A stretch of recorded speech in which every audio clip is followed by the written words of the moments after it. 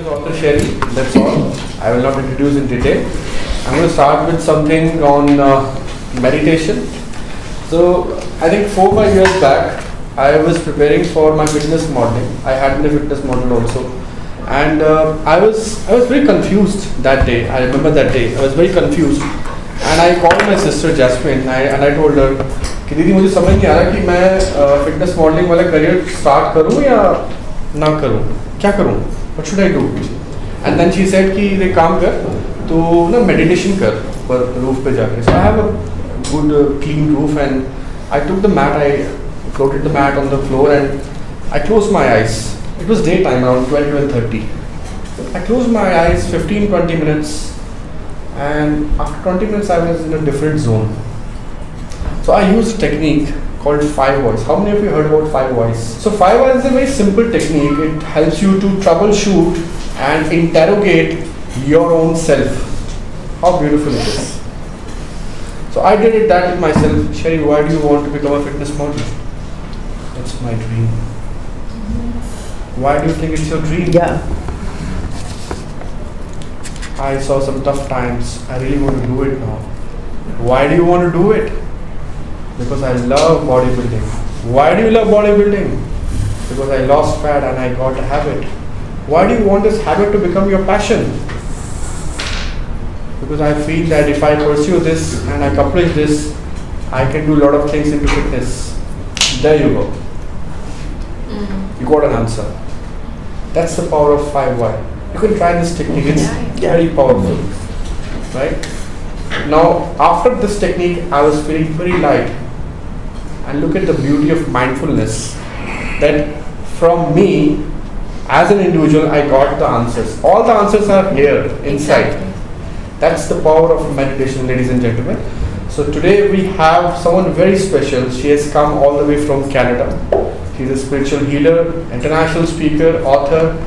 I have read her book and trust me, it's beyond imagination what you're going to experience today here. And all I can say is, wish you all good luck and happy learning. So Sherry, I noticed that. Congratulations to you at the work you're doing, and I just think it's awesome because I follow you really closely and I'm always thrilled whenever you post something.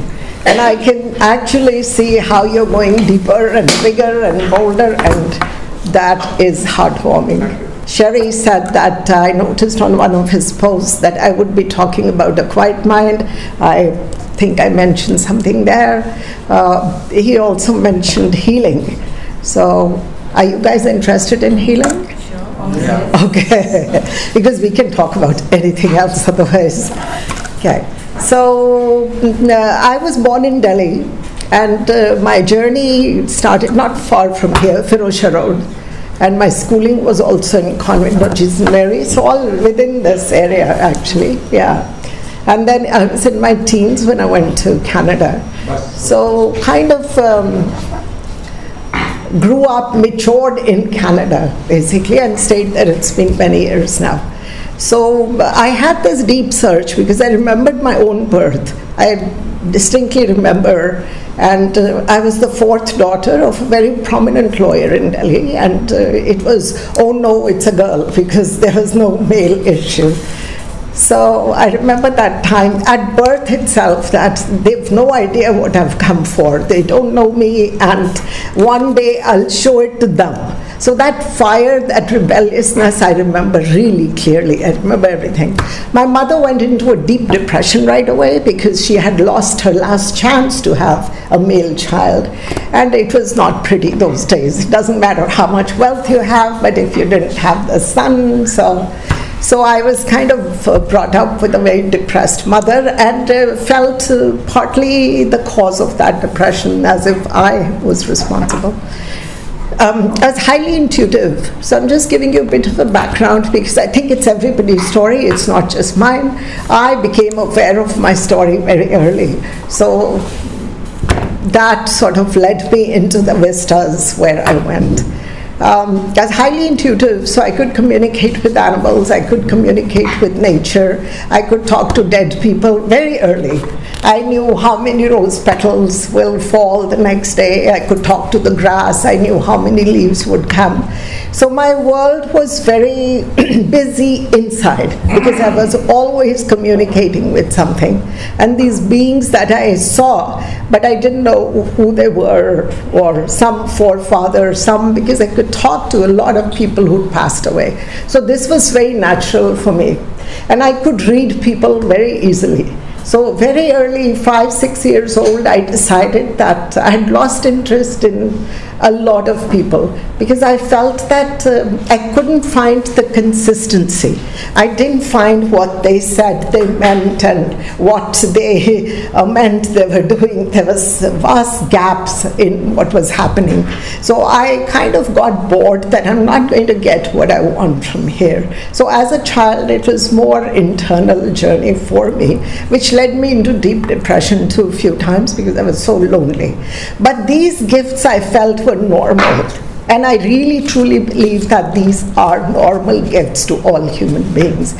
We try and be intuitive, we try and be aware, but trying is the part where it becomes really hard because these gifts are just so natural and simply ours. So this is why I mention this story all the time. I felt even at 8 or 10 years old, at age 4 I named myself. I thought I should call myself Ruby. So my mother said that, why Ruby? Because they gave me another name, which was Kapila. And I said, no, it's got to be Ruby because my people will find me and they'll all be looking for Ruby and then they won't be able to recognize me. So she said, what people will find you? I said, they will. So they'll come for me. And so that was kind of this inner faith and trust that I had. And so I call that my first act of free will. Age 4, you name yourself. And everybody accepted because I was so adamant it would be Ruby. So the journey continues and the intuitiveness, of course, continues. The disconnection with the people outside continues. And that's not always good. So studies, I was highly intuitive. I would just put my hand on the book and tell you what's inside. So I never studied. I hated studying. I actually found it boring. So just before the exams, I would stay up like 3-4 nights and then just kind of do a Gayatri mantra. I used to do Om Namo Shivaya and Gayatri. So I would actually write down, then from that I would write down 7 questions. And out of 7 questions, I would actually look up the answers for 4. And at least 4 questions were always in the paper. So I scored high. Wow. Because I answered only 4. I never attempted the 5th. So it was kind of a shortcut for me into things, into people, so I could communicate without having learned the skills. So all of this was naturally happening, and later on in my years I felt really lonely that I need to find out why am I here, because I knew I was meant to do something, but I didn't know what and how. That really haunted me. My mother believed in astrologers, and everybody else came to our house. My father didn't believe in anything. He just lived, but a full life. Never spoke about God, but lived that divine life. So this was the model. I traveled all over the world searching for realized souls. I didn't want astrologers to tell me my future.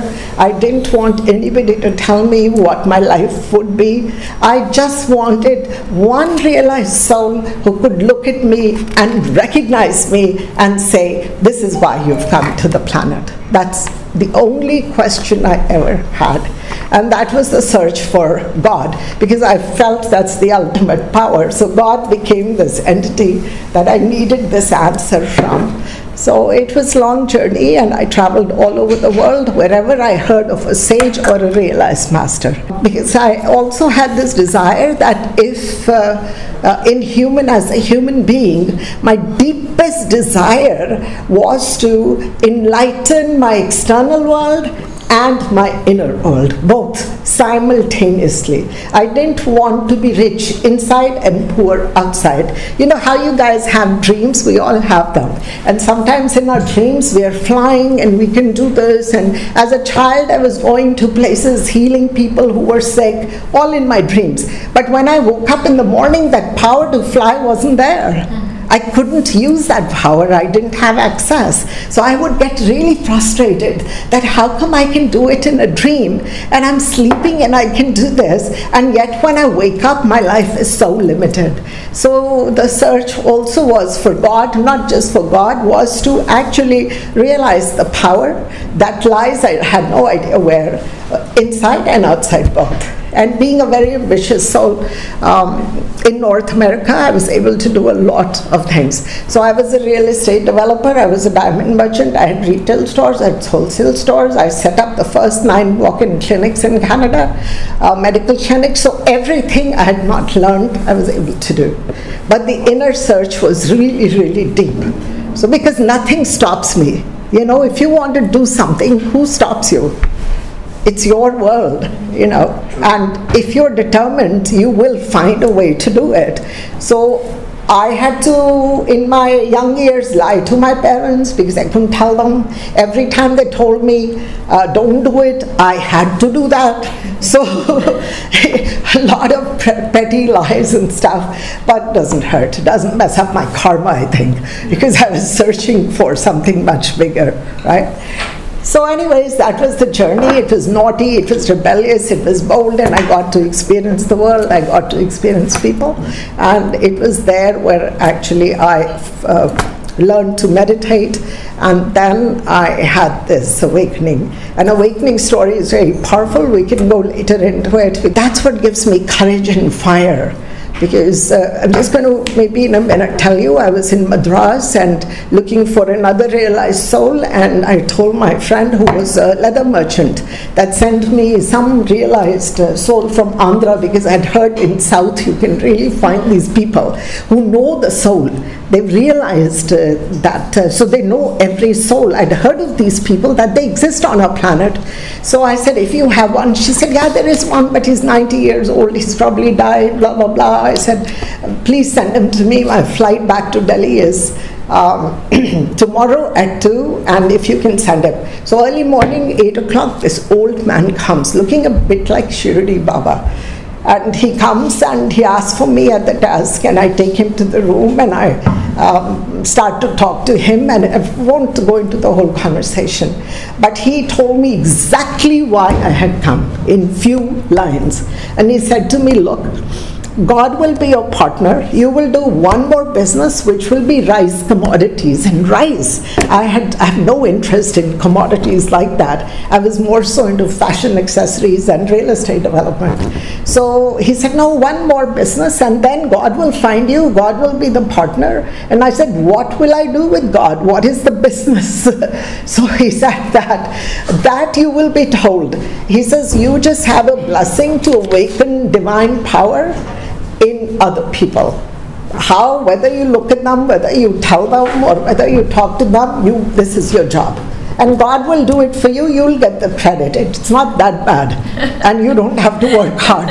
And I said, how will I make the money? You know? So he said, don't worry, you'll have everything you need. I said, how will I awaken divine in people? You know? And he said, no, you're not doing it. You don't need to worry, it'll be done. And then the man went away, came back to Delhi. First man I meet in my family house was a rice trader. They have tea gardens here in India. And he said, would you take a shipment for me? And that's when I thought, well, this is lovely, you know, like, yeah, the man told me that I would do this commodity business. And then comes God after that. So I was eager to get this out of my way. So the fun part is that my brother-in-law wanted this guy's phone number, And because every businessman wants to know a person who can tell them their future, right? So he says, you got to give me this number. So I gave him the number. They called the number. They said, there's nobody like that. They called my friend to say that you have to, Ruby probably got the number wrong, so give us the number so we can call him and connect. And she said, I didn't send anybody. Nobody was sent. I have had rich experiences, direct experiences that out of what people call out of this world, but they're not out of the world, they're ordinary. They only seem extraordinary because we are just not open. We think they're not possible, so we cannot actually attract them. That's about it. So that was kind of the journey. Of course, I closed down all my businesses and started to help people. Here we are, many years later. I probably work with millions of people, one-on-one, and mass healings. Do I do it? Yes, I may be the physical instrument, but am I really doing it? I'm very well aware that there is a big force in me, with me, aside, everywhere.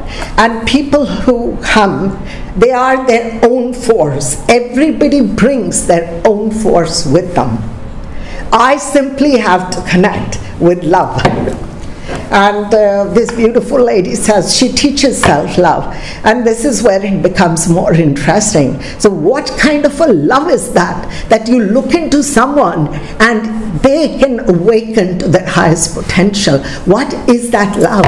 I'm not talking about physical love. I'm not talking about sex. I'm not talking about intimacy. I'm talking about what is the power in your eyes that can awaken somebody, rekindle, ignite that power. And we all have that.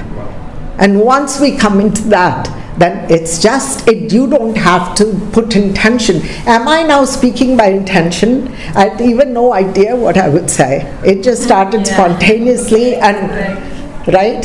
And if you just for a quick moment, close your eyes and scan your body, you'll just see what I mean.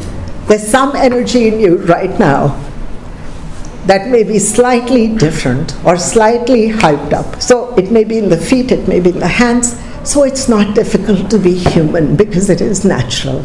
As much as we talk about superhumanness, we talk about meta-human beings, these are our normal, natural states. Now this is where healing comes in. How do we know? What is our deepest desire? Humans want to live their fullest life. That's their desire. And what do they mean when they say that I have a dream? That means they want to do something in their own time, in their own way, with whoever they want. That's all. It's really simple. And every human wants it. And you're really angry if you can't get it. If you don't get it your way, that means you haven't gotten it. Healing doesn't mean that I'll fix your migraine. But you will have the power, your body will ignite the power to fix your own migraine. You don't need me to fix your migraine, right? You have the power. I can simply ignite it a little more. But it's you who will do the healing because you created the disease. And it's yours karmically. So only you can go beyond your karma. I can't take you out of that. So when we say we are healers, do we interfere? Do we interfere in the field and influence? No. You be yourself, but be the fullest of yourself and be full, absolutely present and conscious. Just be full. When we talk about fullness, this is where shadow work comes. How much of us is locked away in shame because we have felt shame? How many people here have experienced shame or regret? At whatever level, right? And we all know how much energy that blocks. Shame is the one feeling which actually locks you up, shuts you down, and you lose the key. You cannot find the key. Anger, you can find the key. frustration, you will find the key. Confusion, doubt you have, you will find your key. Not to shame, because it's really scary to go through shame again once you've experienced it. You throw away the key. You never want to visit us. So all our powers basically are sitting. If say 5 to 95% is sitting because your shame levels are high. I'm not saying it's there all the time, but it comes up every time you think you're experiencing shame again. The old baggage comes up because it's in the psyche, and then you feel the same way or even worse. And now you may have done many workshops, but you still feel the same way because it's sitting in the subconscious, right? It's never gone because we never dealt with it. Same with anger, same with hurt, same with a lot of tragedies we've had. When we were children, a lot happened to us. A lot of things we witnessed in our parents, in society, and we didn't know how to make sense of that. We were too little. We didn't have the tools. Our brains weren't developed. So somewhere that missing links, they're all stored. So what is self-examination? Self-examination where Krishnamurti, actually brilliant man, comes in and says, you have to start asking questions. You must ask, why are you thinking the way you're thinking? What makes you think like that? Where is this thought coming from? What is the source of the thought? Coming to thought, how many people have control over their minds? Which means thought. Okay, this is actually a few people, which is really rare to find. So I congratulate you, those who have reached there and developed this, because it's probably the most profound thing you can do. Now, quiet mind in 2019 is very, very, very important. And why do you think now it's so relevant? I'm not talking about a happy mind. I'm not talking about a smart, brilliant mind. I'm talking about a quiet mind in which you bring up a thought, you exercise it, and you're quiet again. It's always still brain, quiet mind. Still brain, quiet mind. It's of high value. Why do you think it's so important in 2019? I feel that human creation starts from the silence of mind. That's where you get to the core. And that's where you realize, yes, this is me and that's how I can do. So somewhere creativity is linked to your silence of mind. And that's how that's how I did it in the past, if I recollect from the past. So creativity, silence of mind, damn important. Damn important. So now connecting to the Supreme Court has become essential for human beings, because I'm going to quote Einstein here, and I love his work and his mind, and he actually talks about a lot of stuff, but he makes a comment somewhere in his time that he's referring now to the atomic power, and he's saying atomic power is like a sharp razor blade in the 2-year-old hand, a hand of a 2-year-old. He was scared then that what atomic power would do. Imagine a child holding this sharp razor blade and now is going wild. Imagine that.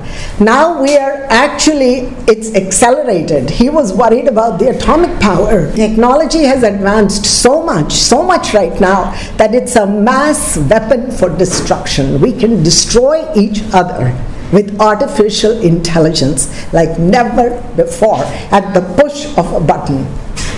We can send viruses, we can create viruses, and these are invisible forces. Wars are no longer over territories like that. It's created very brilliantly, and it can go out of control very quickly, because we have not evolved as human beings consciously. We have created technology which is very brilliant, but personally we are still emotionally and mentally weak.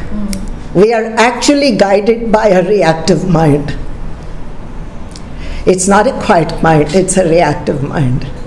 So we cannot access, as you rightly said, the creative intelligence.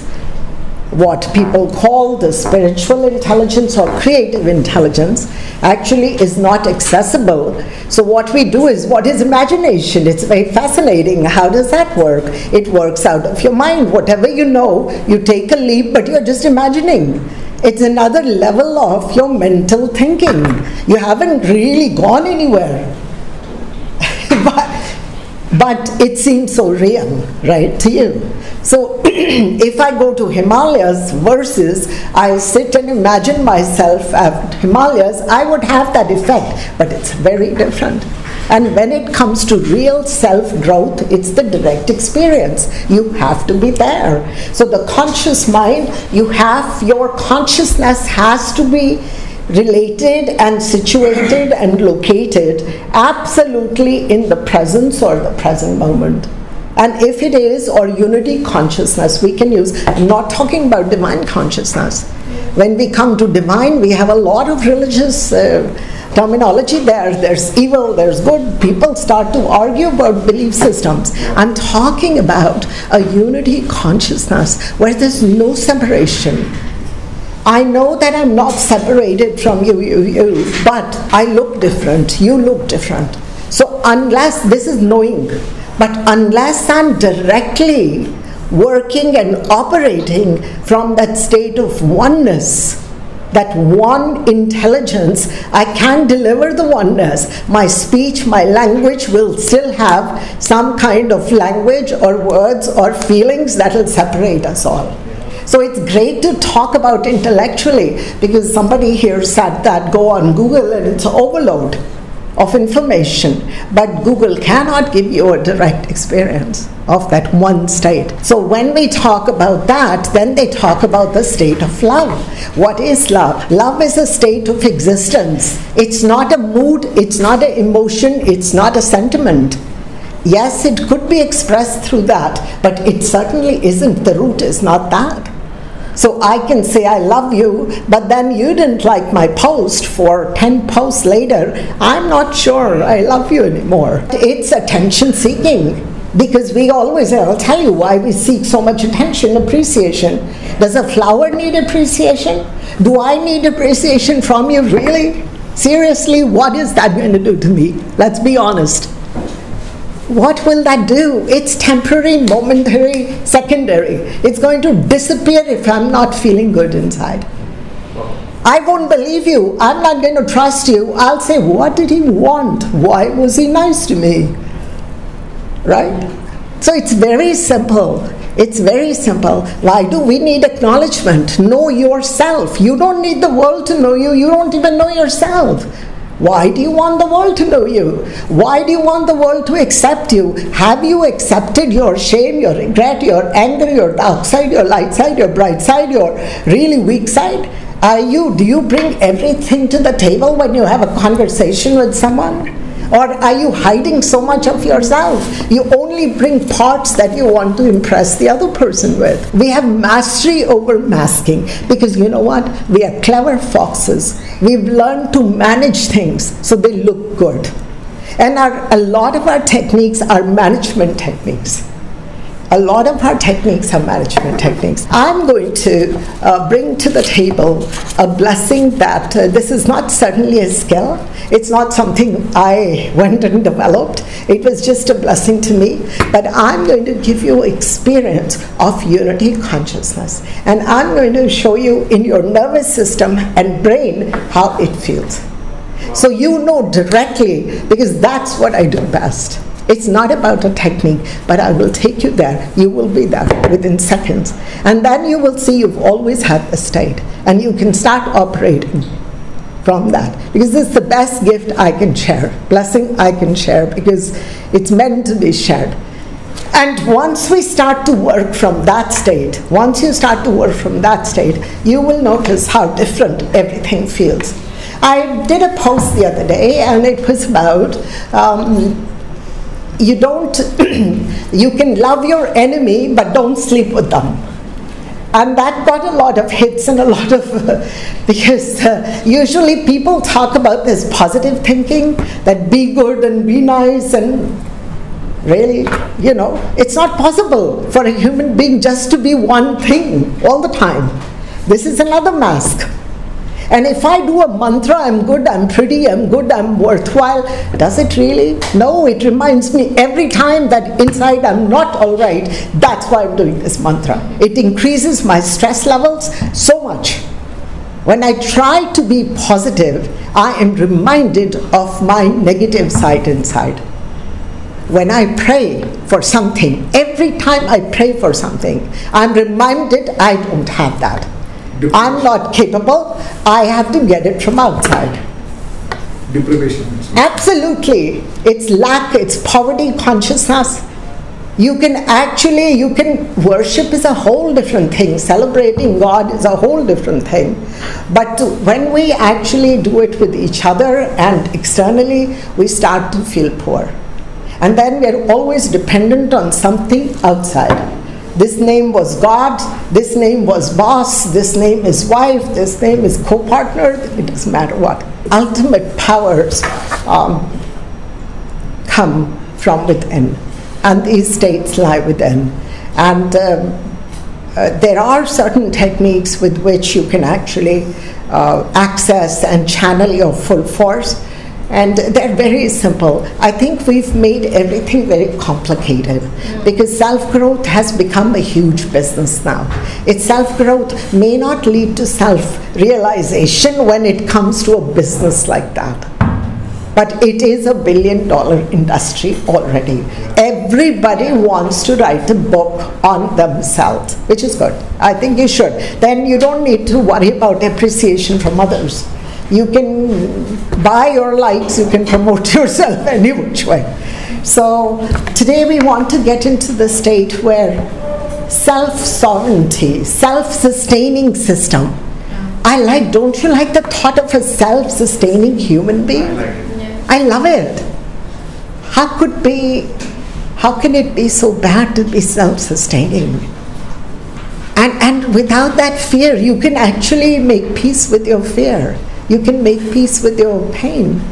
You can have a quiet mind and have peace even in your most troubled situations. And when I talk about situation, this brings me to challenges. How many people don't want obstacles and challenges? And this is nature's way. This is your soul's way to show you that you can do it. Be curious, look for ways, find a reason, and move on. So challenges actually are step ladders for us. They are not because of some bad karma. Who told us it was bad karma? And we actually believed it. And then we are wearing all kinds of stones and things head to toe to get good karma. Like, how does that ever make sense? We must start to think clearly. Quiet mind gives you clear thinking, and that is the best gift. You don't overthink also. It's not like a machine over and over. You have to think the same thing 10 times over. Clear mind, when you sleep with a clear mind and a quiet, still brain, there's a great impact. It's what Sherry was talking about, the nervous system. The entire nervous system is connected. So heaven and earth, if you're the earth and heavens above, they meet here. And the connection is through the nervous system. It's the central nervous system. When this is compromised because of stress, we have big problems. We cannot think clearly. I'm sure all of you know, because you've done your own journeys, how many times in dreams we get the answers. You know of many enlightened masters who never did any search. In their dreams they were awakened. In their dreams they were awakened to enlightened states. People want to know everything. Why don't you just get to know what you want to do and just focus on that? It's like minding your own business. But business makes you really happy, your business makes you happy, so you kind of get addicted. And you kind of come from outside, shooting energy outside. How many people are actually watching other people watching them? I hear it all the time. That, ma'am, I did a post, so-and-so told me, so-and-so did this. I said, why are you looking at your responses? Just keep on doing because you want to do it, right? But a lot of people are guided by what others are thinking and feeling. Yeah, that happens, especially more to women, because we're more self-conscious, we're more sensitive, we feel it more too. Yeah. So those are some of the things that actually hold us back. So what I would ask that you want to basically focus on the tip of your nose. So imagine that you put your mind on the tip of your nose, because let's take out the mind and just focus like right here. So all attention will be, mental attention will be on the tip of the nose. It's going to take a minute for some people. Some people may have done a lot of work. They may connect within seconds. But I will connect, and as I connect, the transference will go on. So we are going to imagine, just for starters, then you can drop the image, that there's almost like a dome, but silver light, metal light right here. You start with that. You start to simply just watch the nose and breathe from the nose. And I'll guide you within minutes, within seconds, you'll actually start to feel that all this, because our central nervous system has calmed down totally. The heartbeat, the blood pressure, the pulse has aligned. Within seconds it will happen. And all of this will open up. So it's like the crown opening up. And it's just amazing, awesome experience. And we'll sit in that for a while. So sit with your back straight. And don't keep your legs crossed or hands crossed. Mobile is on silent. Oh yeah, please, thank you. Thank you. No vibration also.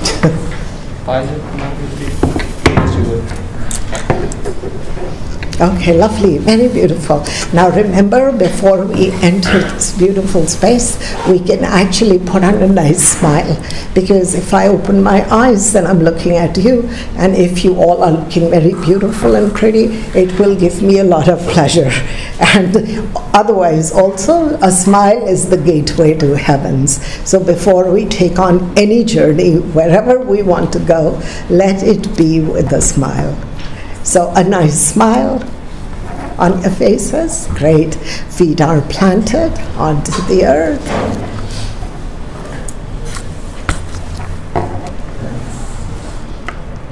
Remember, this is not work. There is no trying. You are not going to do anything to make this work. You are simply going to connect to your most natural state of consciousness, one unity consciousness. So focus on the tip of your nose and gently, with closed mouth, breathe through into the belly and very gently out. And keep sitting like that. Hold the mental attention on the nose.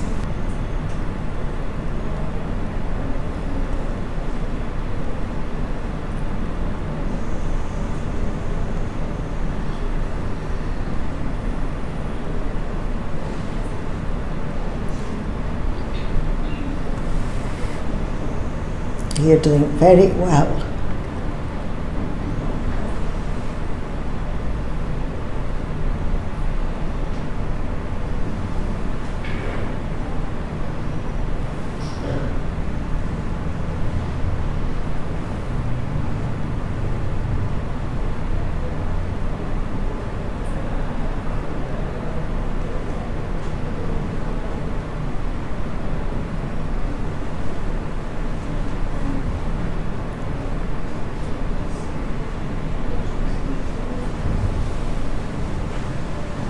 Now, with your awareness, and only with your awareness, start to experience the top of the head, just as and when.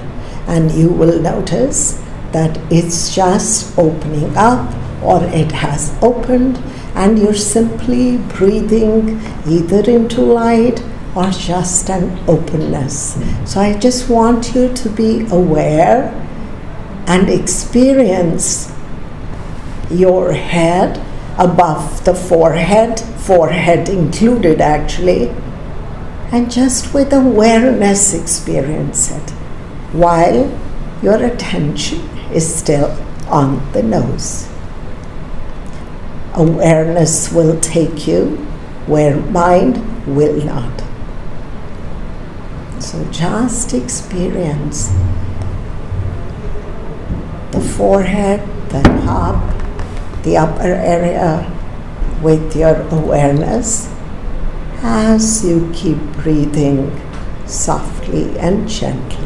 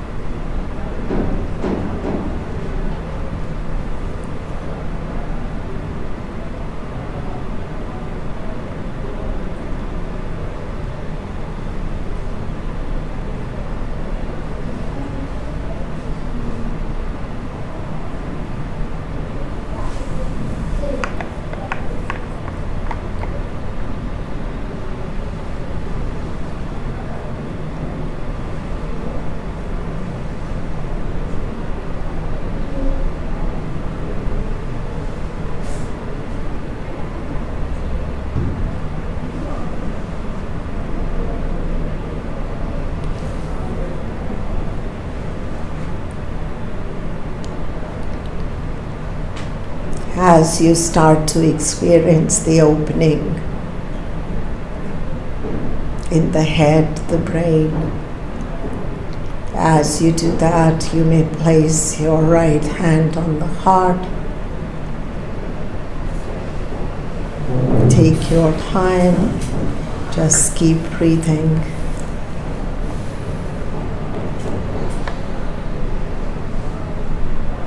This state exists in you, but today you have access to it. With your awareness, you will experience it, and you will develop it so you can consciously use this.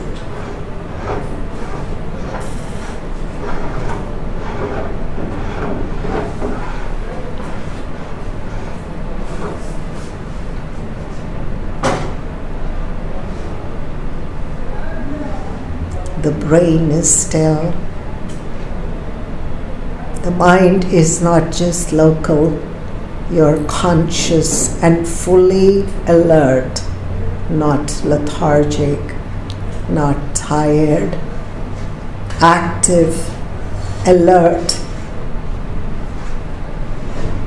beautiful, still, quiet mind and brain.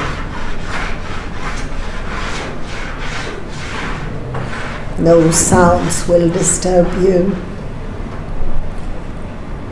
This state is permanently in you. It will not wash away.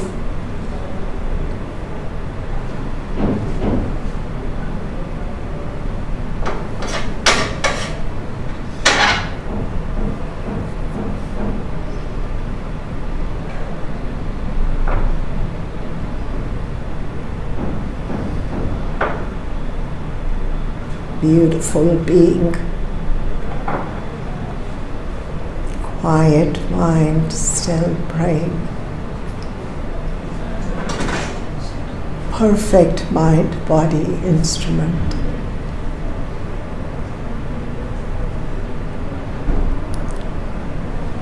This is the vehicle for optimum performance, for creative intelligence to flow.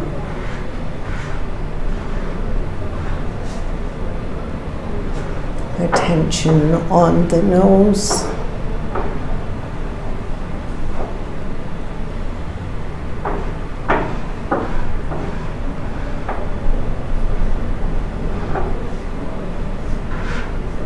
We'll sit 2 minutes like that, and then we can start to open our eyes. Using your awareness, you're experiencing your state of oneness. There's no separation here. There is no mind. Just an opening, just light.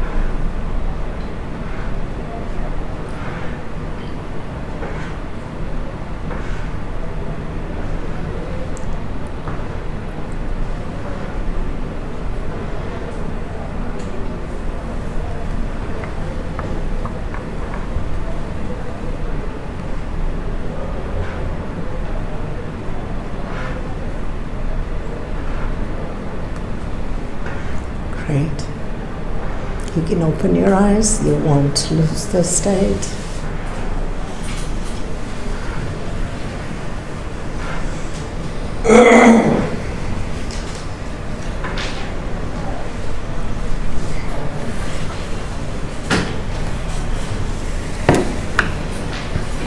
If you just check the brain, it's absolutely quiet.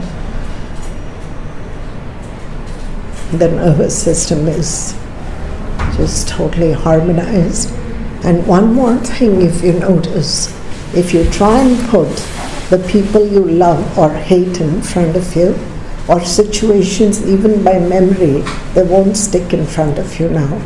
Before, if you try and move things away, situations away, they're right in front of you. So they block the light. And they block your view, they block your vision, and they block this entire awareness. But now, right now, if you try and bring on any person, there's no way it will hold in front of you. They'll move to the side. So you are simply in the light.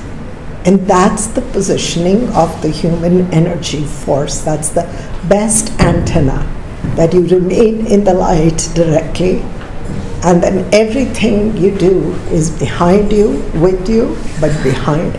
Nothing should block your vision at any given time. That's when we perform, give our best performance. We can share your experience. It was just a few seconds. We could have continued and even gone deeper. But the state exists. This is within you. It's not brought on from outside. This is in you. We call it Guru Kripa, we call it grace, because there's certain states that there's no practice for, there's no skill to get. It's just a blessing that comes on, and it's shared. We need to practice it a lot. Practice, the state is there. What are you going to practice? It's very interesting. You are building your awareness of the state, so you can use the creative intelligence at will. So you're simply building awareness, not the mind. So the mind is resting on the nose. You're not going to lose the mind. You can go back to it any given time. It's right here under your nose.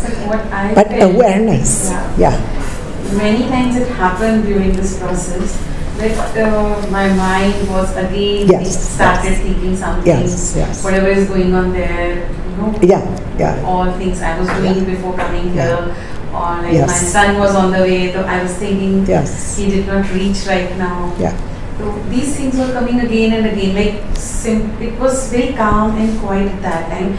Even I could see that grey light, a little bit of purple color also, and still, I was very calm and quiet. At the same time, in a moment, my mind, starts working and thinking something. Again, I so this is like I'm dragging my child to. Okay, so this is your freedom. This freedom has been given to you. It's your freedom of the soul to choose to be anywhere you want. So it's a free will for you to actually, but you should have few minutes and many moments in a day where you simply build awareness. And if you do it even slowly, like 5 minutes, 10 minutes, this state you're not going to lose. It's there now, it's activated. You simply build up the awareness. And first things you're going to notice that happen, your cravings are far less. What do I mean by cravings? I mean your addiction to food, your addiction to thinking, your addiction to people, your addiction to wanting things, your addiction to rush and run and get something, your self-importance, addiction to yourself, always putting the attention on myself, right? This is reduced instantly and by high percentage. I felt some waves Yeah, it's actually, you will, in the nervous system, this changes the brain wave. That's how you're experiencing the state. Those are all biological aspects of it. Is it that after this practice, the eyes feel a little heavy, or I don't know, I'm feeling it? Yeah, you may actually... My brows and my eyes are feeling a little heavy. Yeah, but eyes just mean that you've probably hit a quiet spot. The positioning of the eyes may change, but your eyes in 2-3 days will become brighter. Yeah, and they'll hold more light. And that means that I can reach way hundreds of people and yet at the back. It's like a laser development. So my energy, my aura is affecting, it's creating bigger impacts because the laser, that light in the eyes is shining much brighter, and it's focused light because it's coming from another source. And you're accessing the source through only awareness. Nobody has gone into the God states or the unity consciousness with their mind. It's not possible. Because the mind cannot go where awareness goes. So the only access is awareness. And this exercise to breathe is simply activating the state and developing the awareness. You don't have to do the rest. When the addictions decrease, which is instantly, you will notice today, you may not eat what you usually eat. You may stop eating much earlier. You may stop talking much earlier. So when these decrease, when our addictions decrease, our real self starts to surface. Because it's really camouflage masked by addictions. And addictions are just needs and desires, unnecessary stuff that we think is important, without which we cannot survive. But they're artificially created. They're mimicked from society, parents, and culture. So this is one state, and probably the fastest way into living a full life. And we need, as I mentioned, the world needs more people with quiet minds. We already have people with big opinions telling us what to do. And we have opposing opinions and beliefs. We have a lot of conflict, internally, externally. So quiet mind gives you the ability to just choose what you want to do and just focus on what you want to do. Like, I'm not going to impress the world. I will only affect the people I am born to affect. And my faith is those people will find me. I don't have to go searching for those. They will find me. I was meant to meet you all. We met. How hard was that? Hard to move from one state to another. Just when you to put your hand on the heart, the hands wouldn't move. Wouldn't move, yeah. They were like glued or there. Yeah, because you had probably just gone deeper. Because there was no inclination even to move. Now as I speak, I have to make an effort to speak. I'm still not out of it. No, you won't be out of it because you have a very, in your past lives, you've done a lot of this work. This state is not new to you. So you'll become addicted to it. It'll take you a week at least. And because it's not new. So you're going deeper, way deeper, as I did when I was blessed with this. And and then when you merge, all of a sudden you're talking, language is little different, you're looking at the world differently. So expect to be, something is holding you back in that state. So enjoy it. It's the best addiction to have. I'm feeling heavy in my head. So focus just here. Okay. Yeah, and don't try to. Anytime you actually think of something and try to, you may hit another energy point. But hold the focus here with a smile. Yeah. And I was feeling heavy the whole body. I didn't want to move. Yeah. So when you say heavy, that is just still. Still. Yeah. Still. Because we wanted a quiet, still brain. So for you to experience. Now consciousness, we created this level of awareness. The state was there, but we upped the awareness, and with breathing we upped the awareness more. The only part of my body which was light was my limbs. Yeah. How cute is that? So, but consciousness, it's only consciousness that moves biology.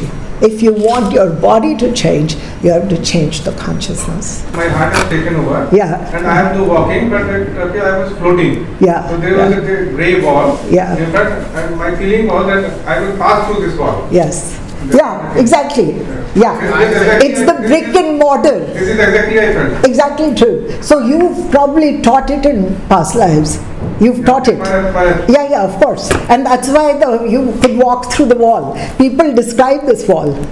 And they actually, in dream states, they're able to. It's like a fort or Alkira. Exactly. I was just feeling this wall, I will pass through this wall. Yeah. It's not new to you. So actually, this is interesting too, that when we use the word in spiritual terms, and people now use it all the time, be in the light, let the light be upon you, shine your light, all of these terms.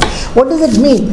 So this is actually the crown. When this is in light, this entire thing is opened up. This is opened up, this chakra, not just this chakra. There's many chakras all over the brain, not just here and here, right? So we have so many micro entry points and gateway points. When we actually open this field totally, there's just pure light. So that's why they say you're always in the light. And then that light is shining always in you. That's why nothing else can come in front. It'll only be the light. And in that reflection, you will see your soul clearly in that light. You will notice, you can try and think of people, split second, they'll be disappearing to the side. Because we carry the people in our head, in our memory, right?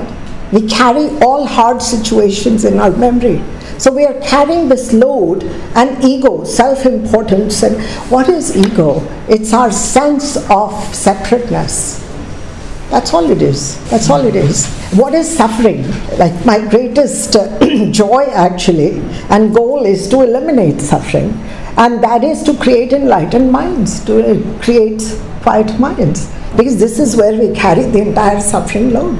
We try and remember everything, especially the bad ones. When you look at the mirror, what do you say? You don't say, shabash, well done. You say, this has to improve. You never actually see what the mirror is showing you. First of all, the mirror also cannot show you, it's a different image. It's not the image you are, right? But secondly, you only see your feelings and how you're feeling and what you're perceiving in a mirror. You don't see yourself, you don't see if there is a blemish on the nose, you'll notice the nose. Otherwise, you won't even see the nose that day. Right? So when we actually look into the light, into God, all we see is our weaknesses and blemishes and what's wrong. And that's why this extreme, dire need to correct and be better and better and better. How will you better this? Who says you need to better? Just be what you are, and every moment will be a different you. Every moment except you as a different you. How can I start to predict, I'll only be right, I'll only be this, I'll only be that? It's not possible. I may be ruthless, I may be kind, I may be naughty, I may not do a thing, I may be silent. All those are possibilities for you to create your soul calling, what you're born to do. It takes every emotion. There's 10,000 emotions we have. We only choose a few. But you will, here, when opening this, be exercising a lot more emotions that you couldn't have access to. And no human can train you as a skill to access 500 emotions or 100 emotions. It's not possible because the mind is not capable. So the work we do is actually increasing your capacity and capability in the workshops that's done, where we increase that to the point where you are able to live full every moment. If your every moment is not full, what's the point of being better tomorrow? If somebody promises me you'll have a better tomorrow, I'll say, can you? If it's not possible right now, it won't be possible then. I know it's a hogwash. healing should work spontaneously. It's not an after effect. It's not like you take an injection, 2 hours later you'll have the effect. Time release. Healing works instantly. But it's basically sometimes because of mental constructs and nobody's taught us and we don't have role models. We don't know, we're not aware enough to grasp the gift, that's all. We can't catch it because nobody taught us really or showed us. So I'm going to stop here. This is my biggest passion, so I can talk forever. So I'll shut up and I'll have you guys ask me the questions, what are relevant. When you say put your attention on the tip of the nose, at that time you need to close your eyes or eyes should be open? You can do it with eyes open, but you will in the beginning, you will have a better experience with the eyes closed. Yeah, but it's experience all the time. It's 24/7 all the time. So, but in the beginning, because you want to experience the headless state, that mindless state. So closed eyes gives you a little more focus, that's all. And it could be done in bed, it could be done on the toilet, it could be done for 2 minutes, 1 minute, 10 minutes, as per your desire. And it can be done with eyes open also. Absolutely. You can look at me and you will actually feel nothing there even now. And then all of a sudden you may see something that you didn't see before. You know how people say, I never saw that. That's because in that moment some light went on, right? But this is turning on the lights consciously, not waiting randomly for enlightenment to happen. What good is that if you lose it, if you lose the states? What good would it be if you don't remember where home is? What good is that you forget you love someone? I'm talking about the deepest level of love, where I know that I'm not just knowing, I have the experience, I'm coming from that. So when I'm talking to him, I'm looking at the soul, I'm looking at so many things. I can see all of him, not just his mind. People say, how do you know about us? I can see any soul, but everybody can see any soul. किसी का past, किसी का कुछ भी नहीं छुपा हुआ. It's a transparent world. किसी की भी past life में वहाँ से खींचो, वहाँ से खींचो.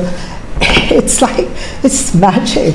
The universe, the cosmos is magical. And yet we pray for magic when we can create magic ourselves. All the time, non-stop. These are new age techniques that came about 30 years ago. So people have realized now that wishing for something, imagining it may not happen, because a lot of time it's not your soul desire. If I keep praying for a red car, like really, can't I live with a white car? Like क्या, you know, आदमी की शक्ल ऐसा हो, ऐसी होनी चाहिए, घर ऐसा होना चाहिए, वो ऐसा होना चाहिए, ऐसा ऐसा ऐसा. So that is all mind constructs, and it's confused us too much. We borrow desires from society. We see somebody wearing that, फट से we want it too. We don't actually see कि मेरे लिए वो soul calling में important है या नहीं है, मुझे help करेगा या नहीं करेगा. But I want to come to this poverty of consciousness. When you're relating to God, I'm not talking about as a person, but yes, you can make it personal.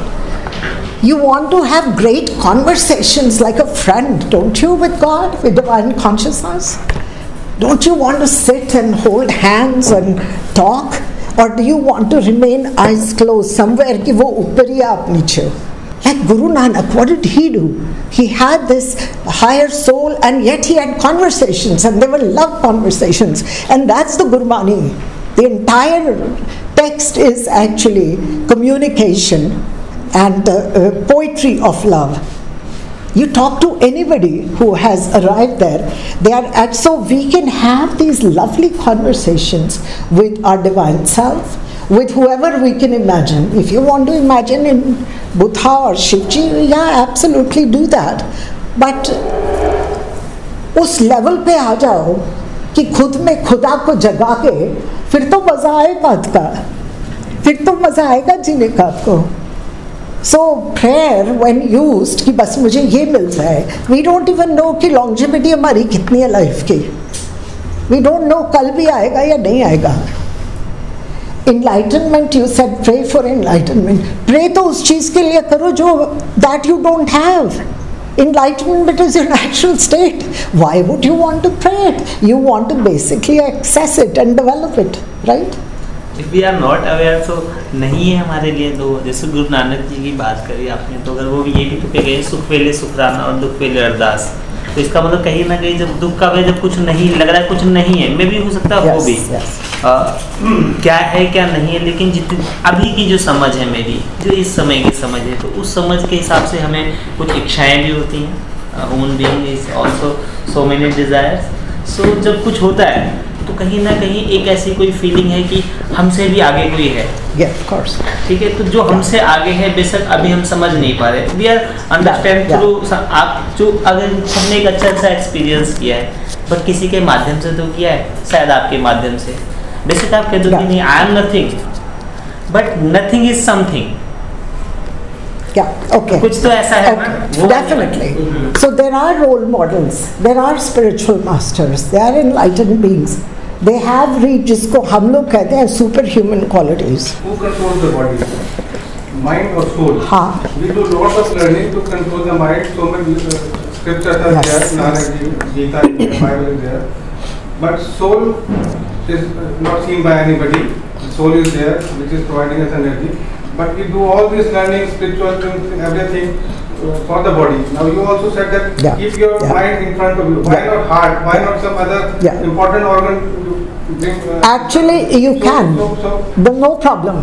Mind and body. Once you realize the soul, my philosophy is not the life you live, not the things you live with. I have practiced. Witness the moment. Yes. Witness the moment, not the person.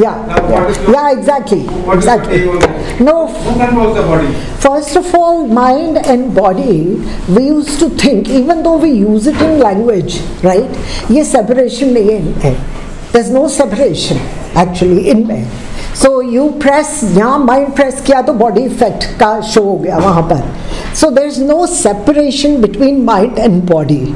अब जब हम soul की बात कर रहे हैं, a lot of people would understand the soul as a power, as call it as Shakti, different names, different, वो argument कुछ हो रहे हैं. But वो एक शक्ति है that is keeping you alive and keeping your memory of who you are and your consciousness alive also. वो आपको memory भी दे रही है कि आप human being हो, आप conscious हो और ये possible है आपके लिए. तो वो soul power है. तो when we go into these deeper states through awareness,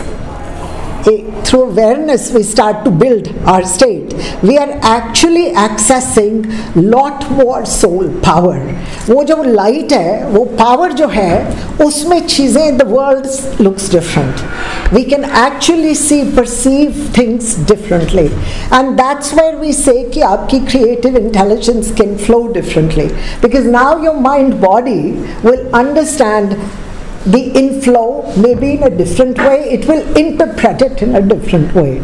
So the soul power, you're right, कि वो power जब increase होती है, and that happens not with the mind, only awareness we can build. I think it's a very beautiful thing because it's telling you कि you're trapped, you need to look deeper, right? Uस time you have to use curiosity. And you have to start questioning everything. So that means also that you need more information. Right? So you don't stop there. Confusion basically is, or doubt similarly, are two very powerful states that we have, so we can actually exercise more power. But so I don't think we take it as a positive thing. Because we don't. That is our problem. Because everything becomes so negative. These are highly rich states. If you use your confusion after this, as I'm telling you, you will use it, oh, okay, what more can I learn? What should I ask? Maybe I'll ask this question. Maybe I'll read more on this. Maybe I'll investigate and explore more and understand it more. When you use it as a stepping ground, it becomes a leaping ground for you. So all these natural states, whether it is anger, whether whatever those states are, they are provided for our best performance. But we have to learn how to use them. And another thing, that you can decide something as per your ability then, and knowing that you have the power to redecide very quickly again. So that's just a choice too. Yeah. What's in the tip of nose? You'll have to look for that and find it. It's something that I did. So it's not really key. There's something there. I'll be very honest. This is what I use. It is usually. So It's just like it's actually to focus the mind, it's or not. something. It's actually a great breathing technique. It's very powerful. When you're breathing just from the nostril, and especially rhythmic breathing. So you know rhythmic breathing? Yeah. Okay. So rhythmic breathing basically is equal breathing. Equal breathing. And it should be on the heart. Rhythmic breathing focus should be on the heart, and within a few seconds, equal inhale, equal exhale, basically, and effortless. So the breath rhythmic breathing, success of that is actually you are able to, your breath calms down within a minute or seconds, and it becomes, your entire body becomes soft as butter, and your breath is buttery, very smooth and buttery. Now, this is the effect. So we know it's happened when we can notice our breath. Now, what does going to the heart mean, basically? Heart it's one organ, more than the brain actually. It is one organ that actually can access the biggest magnetic fields, biggest magnetic energy in the world.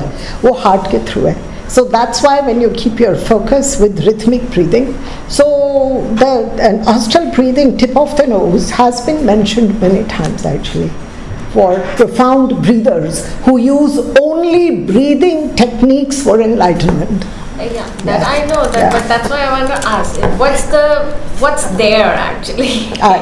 That investigation you must do, and tell me what you found, because he may find something else. Everybody should. If somebody wants to learn more, are you in Delhi? Yes, I'm actually doing on March 30th, which I rarely do a workshop, because I don't spend so many hours usually. Workshop takes a lot of energy, but this one was so profound, and this one actually is to basically create, refuel yourself. First of all, ignite, draw the energies from within, and then use strategies to make the greatest impact in the shortest time. Because I find that if you also find the world is rushed, we are moving faster. Our physical planet is moving faster too. So thinking has become faster. We are multitasking a lot more. So in this world, we actually need to make powerful decisions and act boldly and quickly for great impacts, if you want to create an impact, whether on your psyche, on yourself, or outside in the world. So there are some brilliant techniques here to do that, and I cover that. But it's more like a self-exploring and examining techniques, where you will reach, I will facilitate it with certain techniques, but you will reach your own place. It's a very powerful workshop. I'm only going to do one, because it does take, one full day is too much for me.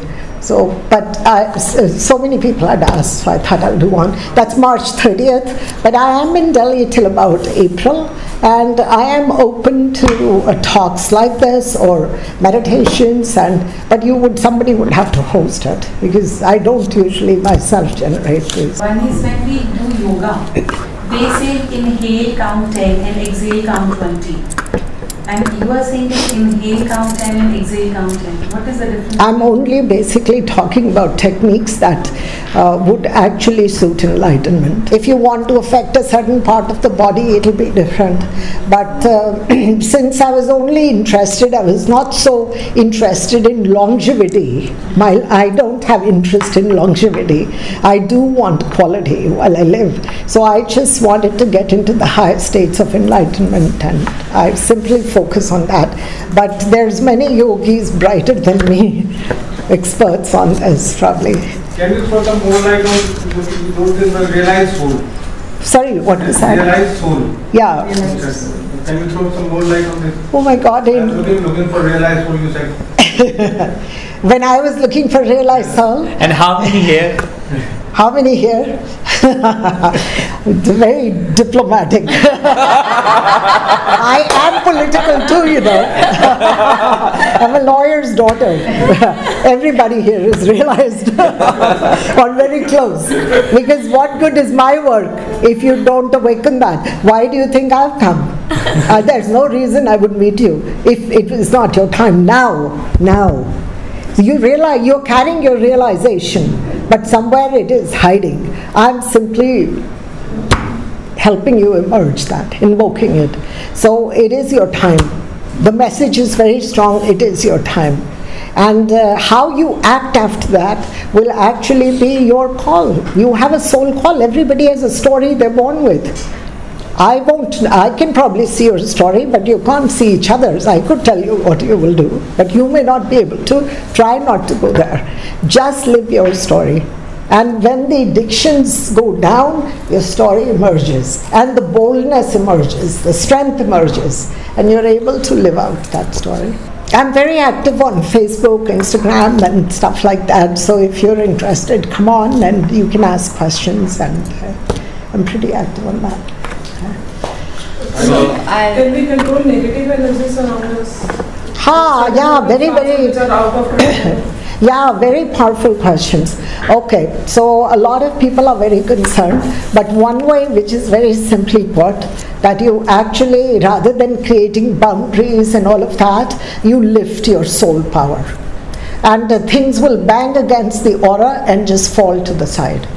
So you will not have to deal with a lot of negative stuff. Negative stuff can only affect a busy mind, not actually, and a confused body that is not coherent. Where the heart is not coherent, the intelligence is not coherent, that's when it affects you. If you have a lot of doubt, you will go into deeper doubt. So if you start to just few minutes a day, nobody can touch you. We're unstoppable, indestructible.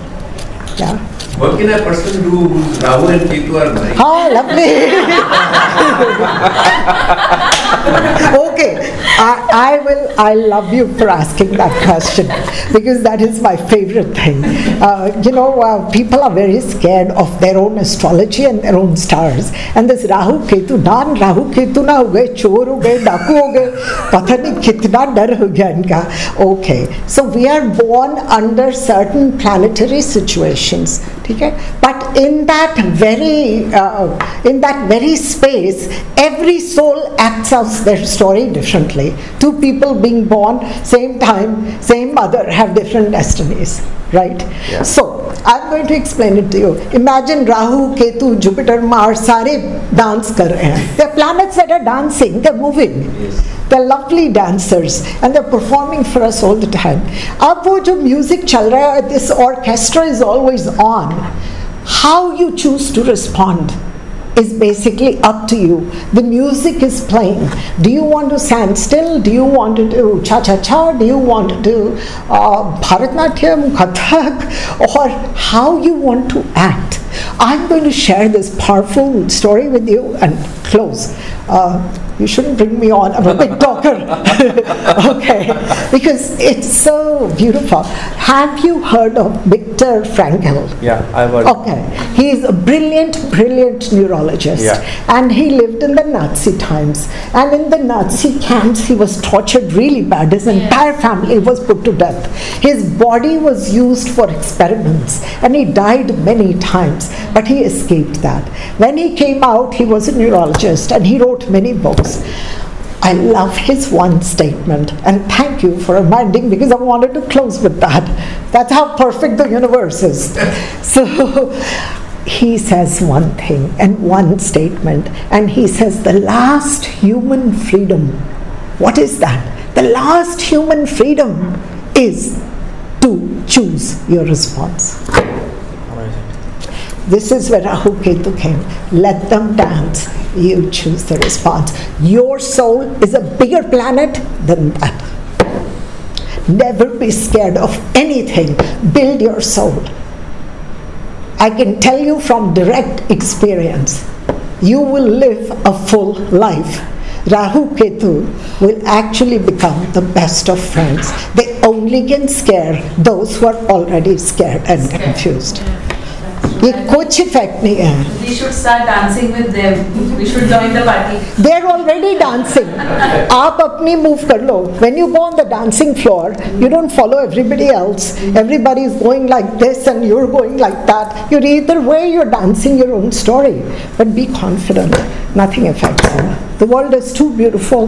There's nothing here that will destroy you. You will self-destroy when it's time to die.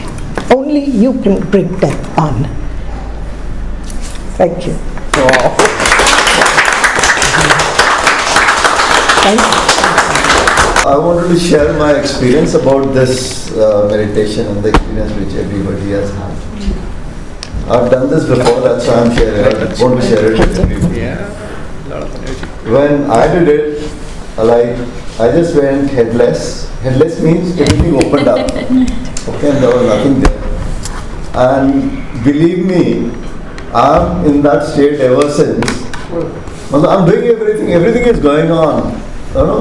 And the moment I put my attention there, I'm in the same state. So I never lose that state. Once it has opened up, it has opened up. I've experienced it, and I'm there in that state all the time. Thank you very much for participating and being a part of this amazing workshop, and I would like to thank Ruby ma'am for sharing things which are actually beyond our imagination. I hope all of you agree. I'd like to felicitate Ruby ma'am, so I would like to request Mukesh sir and Advocate Subhash Sharma sir. Hello. I like this talking ma'am very much. I feel very much relaxed, and I have understood many things which I was not aware of. I really look forward for such talks in future also. I want to attend it very much. I like it very much. Good luck. Hi, I'm Atul Coach Sherry. I just attended a workshop conducted by MS Talks, and the guest speaker is Miss Ruby Bedi. It was a great experience. Enlightenment is the word which I'm carrying from this workshop. I already know Ruby ma'am, and I know what caliber she has and what she can put across the table for the audience. And whatever she has done in the form of an activity, the kind of insights she has shared, the kind of paranormal activities which exist in this world, which probably a normal individual will never ever be able to get rid of, and the kind of techniques she can teach to a lot of people is just beyond amazing. And I strongly recommend Ruby ma'am's workshop you can come and be a part of this workshop, and it's truly commendable. It can change your life. So thank you, Ruby ma'am, for giving us so many insights. It was incredible. Thank you. My name is CK Arora. I am a business coach and also a startup mentor, and I'm also an NLP practitioner. So what today I experienced was that meditation, you don't have to go any complex way. You just concentrate on one anchor, and you can achieve mindfulness and awareness. It's that simple. So that's what I got from Ruby ma'am's event today. Thank you very much. I am Subhash Sharma. I am a practicing lawyer at Delhi High Court. I am a part of MS Talks, founded by Mr. Sherry, Author Sherry, who is called With Love. And 2 days I have attended many events and workshops under this banner. We have created, we have organized. But this workshop organized by MS Talks, inviting Ruby Bedi to talk on Soul on Fire, was something extraordinary, and we have learned a new subject to how to be at calm, how to get peace, and how to change our thinking from negative to positive, and how to learn to live more in a nice and unique way. This is a great experience to me, and I recommend everyone to share and to attend such type of workshops to learn more from this MS Talk events. Thank you very much. Hi guys, I am Vishal Tiwari. I am here MS Talk. It was a nice workshop, and it is short and sweet. I get so much knowledge and enjoy, and the workshop is a very well, and also Sherry and Miss Bedi give a very beautiful experience. Thank you so much. It was so nice, and try and enjoy. Thank you so much. It's an amazing workshop, must attend, and lovely feeling that you get after the workshop. I'm really happy, blessed to be a part of this workshop. Thank you so much. Hi, my name is Ruby Bedi and I'm a spiritual leader from Canada, and I had this beautiful opportunity today provided by MS Talks and Sherry with their audience and their listeners and their ambitious and active and desiring souls for enlightenment. It was really brilliant to have this experience, question answers, and I really want to congratulate Sherry and MS Talks for the work he's doing. There is nothing more important than self-growth, and especially when self-growth leads to spiritual power, spiritual intelligence, and unity consciousness. And Sherry is taking us all there, slowly and surely, with every talk he does, every post he does. I really want to congratulate him and his entire team on doing this beautiful work in the heart of India, the capital of India, New Delhi. Thank you so much.